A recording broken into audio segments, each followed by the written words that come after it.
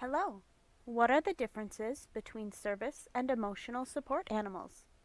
Through this video, you will learn the differences between the two, how to act around these animals, and what misconceptions still exist. This video has been sponsored by the UWSP Disability and Assistive Technology Office. Let's dive in. A service animal has been trained to perform a task for an individual with a disability and works with a human who has a diagnosed disability. That means there are 3 special areas that help a service animal stand out in a crowd. They have been trained, sometimes by a handler who specializes in training service animals, and sometimes by the owner themselves. Now, this training has centered on tasks that support a specific disability or medical diagnosis. This training might include noticing blood sugar or heart rate spikes, opening doors and turning on lights, or guiding handlers around difficult to navigate areas, such as curbs or stairs. The final caveat is that a service animal is paired with a partner. The tasks a service animal can perform are critical to the everyday functions of this human partner. Now, we often think of dogs as the only service animals, but many areas of the United States also use miniature horses. These horses provide great physical support. So far, the ADA only recognizes miniature horses and dogs as service animals. No matter which, dog or horse, the ADA protects service animals and requires them to be allowed into all spaces with their owner. Restaurants, public transportation, coffee shops, public parks. Even if there's a "No pets allowed" sign, the service animal must be allowed inside. That's because this is not just a pet. This is a partner who provides critically important support. It is important to note that some areas are off limits to service animals because of safety reasons. If an animal is in a hazardous chemical lab, a maintenance room, or a construction zone, there is a chance for harm to come to the animal or owner. However, reasonable proof must be given to show that this was not discrimination. That was a lot of information on service animals. Let's look at emotional support animals so that we can compare the two. Emotional support animals help their human partner with psychological impairments, such as anxiety, PTSD, or depression. Did you see how the definition differed from the service animal definition? Service animals were trained in specific tasks to work with specific people. Emotional support animals provide emotional support. They don't need specific training, and they aren't helpful to only one person.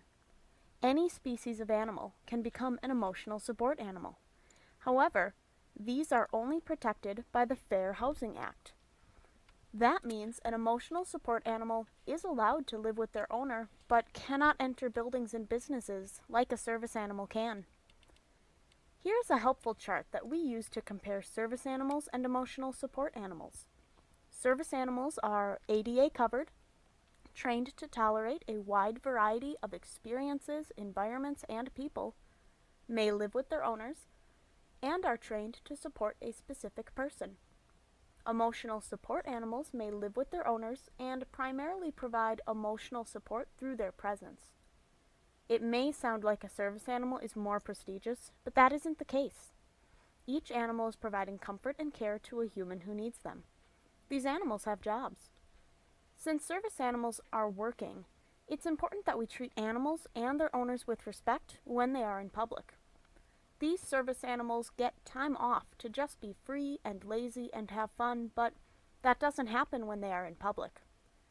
That animal may be monitoring their human partners for signs of narcolepsy, an oncoming seizure, or a drop in blood pressure. Distracting that animal for a few seconds keeps them from their job and puts their human partner in danger.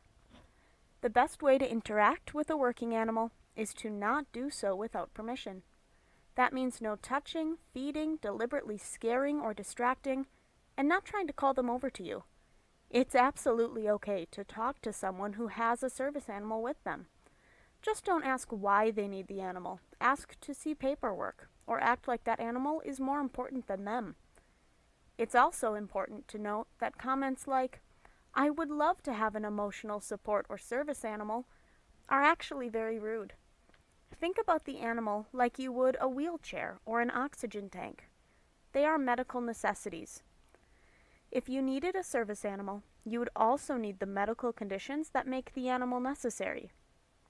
If you are a business owner, you can legally ask 2 questions when you see an animal entering your business.